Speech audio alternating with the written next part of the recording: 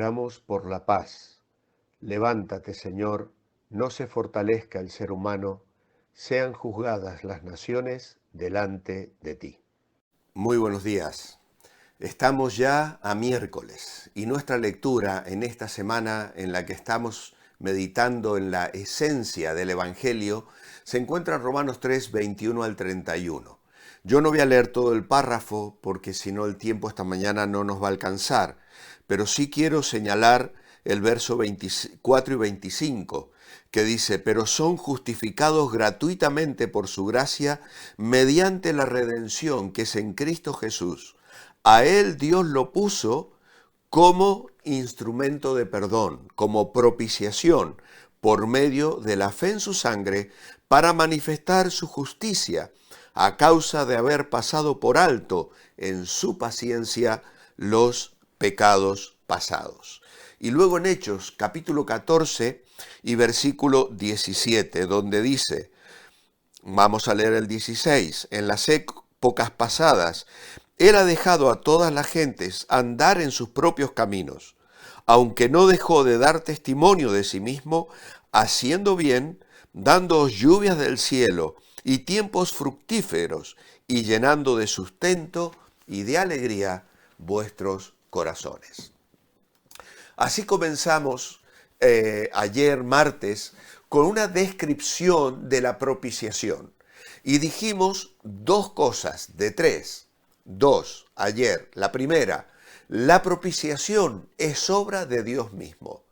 La segunda cosa que dijimos del segundo apartado, la propiciación es producto de la muerte de Jesucristo. Y hoy continuamos diciendo, en tercer lugar, que la propiciación manifiesta la justicia de Dios.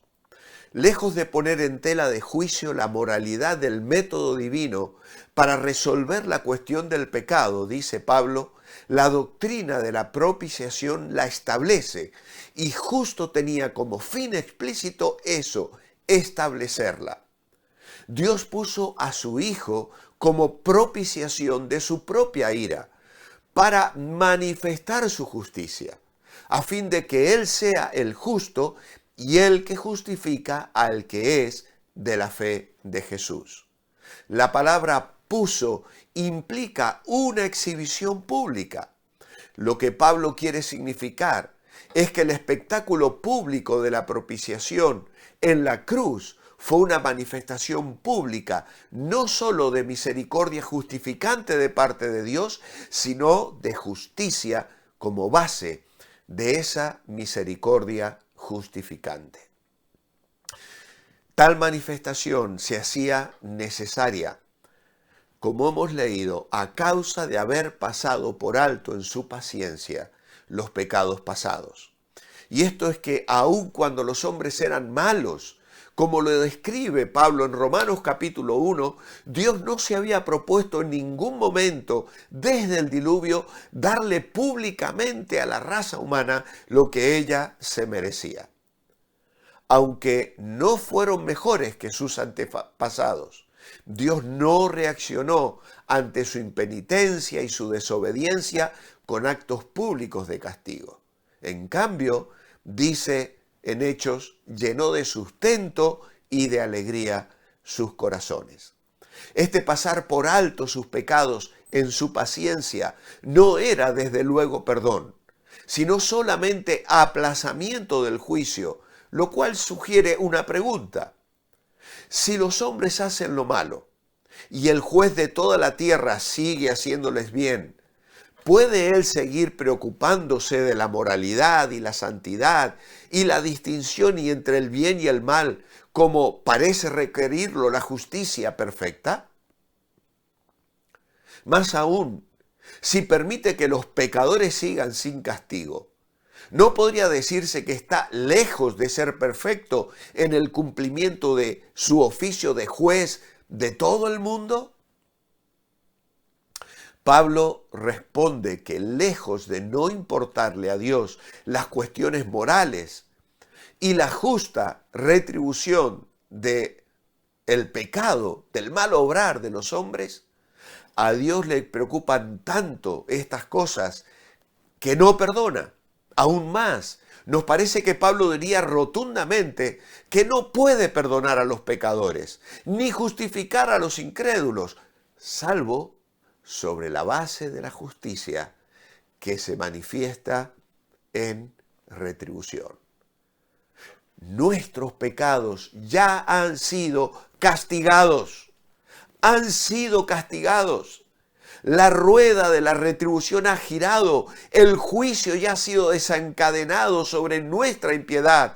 Pero la buena noticia para nosotros es que ese juicio cayó sobre Jesús, el Cordero de Dios que ocupó nuestro lugar. De este modo, Dios es justo y además el que justifica a los que depositan su fe en Jesús, el cual fue entregado por nuestras transgresiones y resucitado para nuestra justificación, como hemos leído en Romanos capítulo 4 y versículo 24. De modo que la justicia de Dios, juez, que se declara en forma tan vívida en la doctrina de la ira divina, en la primera parte de la carta de Pablo, en Romanos, vuelve a declararse en la doctrina paulina con relación al modo en que esa ira divina fue conjurada. Resulta vitalmente importante para su argumentación demostrar que las doctrinas de la salvación y de la condenación manifiestan ambas la esencial justicia. Esa justicia retributiva que es inherente, que forma parte al mismo ser, al carácter de Dios. En cada caso, la salvación de los que se salvan y la condenación de los que se pierden, se produce la retribución, se inflige castigo. Dios es justo y la justicia de Dios se cumple. Este es el mensaje. Esta es la buena noticia. Esto es lo que debemos explicar a las personas que aún no han entendido el mensaje de la salvación, que no han correspondido para venir a cobijarse bajo la obra que Cristo hizo en la cruz del Calvario a su favor. Querido amigo que me estás escuchando, que todavía no le has pedido perdón a Cristo por tus pecados, mira a la cruz. En ella Dios descarga la ira divina sobre su propio Hijo que exclama: Dios mío, ¿por qué me has desamparado? Es lo que esta Semana Santa el mundo ha recordado. Lamentablemente, en procesiones e imágenes que en realidad opacan el mensaje verdadero del Evangelio. No tenemos que representarlo en Cristos como víctimas que están colgando de una cruz. Él ya no está allí. Él resucitó al tercer día. ¿Para qué? Para certificar que el pago que Él había hecho al morir en la cruz y derramar su sangre era efectivo para con Dios. Y aquella tumba vacía, y aquel Cristo que resucita, hoy vive y te está buscando y te está llamando y te está ofreciendo una cobertura, te está ofreciendo la propiciación, el instrumento de perdón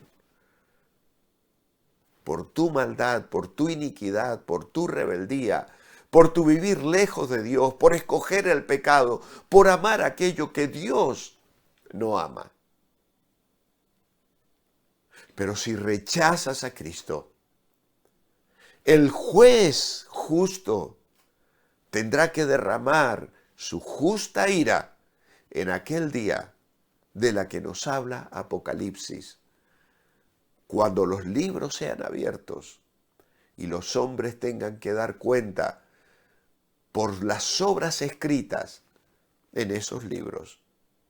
Y aquel que no tenga su nombre escrito en el libro de la vida, recibirá sobre sí mismo el castigo y la ira del Dios juez. Hoy te invitamos a que confíes en Cristo. Hoy te invitamos a que le invites a que entre en tu vida con amor y poder. Ven a Jesús, abre tu corazón a Él.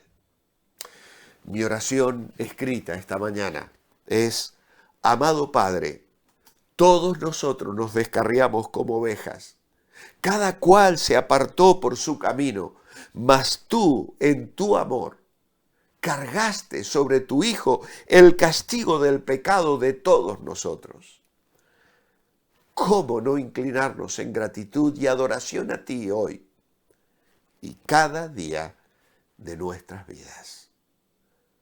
A ti sea la gloria por una salvación tan grande. En tu nombre, amén. Os espero mañana jueves. Que el Señor os bendiga. Manteneos bendecibles.